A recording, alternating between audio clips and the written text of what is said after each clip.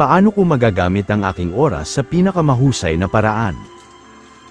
Kaya ituro mo sa amin ang pagbilang ng aming mga kaarawan, upang kami ay mangagtamo sa amin ng pusong may karunungan.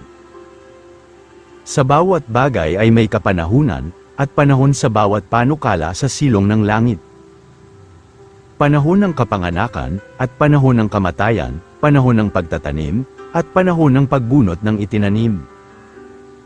Panahon ng pagpatay, at panahon ng pagpapagaling, panahon ng pag-iba, at panahon ng pagtatayo. Panahon ng pag-iyak, at panahon ng pagtawa, panahon ng pagtangis, at panahon ng pagsayaw.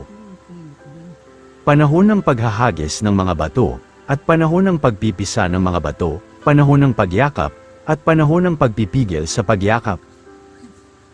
Panahon ng paghanap, at panahon ng pagkawala, panahon ng pag-iingat, at panahon ng pagtatapon. Panahon ng pagpunit, at panahon ng pananahi, panahon ng pagtahimik, at panahon ng pagsasalita. Panahon ng paibig, at panahon ng pagtatanim, panahon ng digma, at panahon ng kapayapaan. Anong pakinabang ang tinatamo niya, na gumagawa sa kanyang pinagpapagalan? Aking nakita ang sakit na ibinigay ng Diyos sa mga anak ng mga tao upang pagsanayan. Ginawa niya ang bawat bagay na maganda sa kapanahunan niyaon, inilagay rin niya ang sanglibutan sa kanilang puso, na anupat hindi matalos ng tao ang gawa na ginawa ng Diyos mula sa pasimula hanggang sa wakas.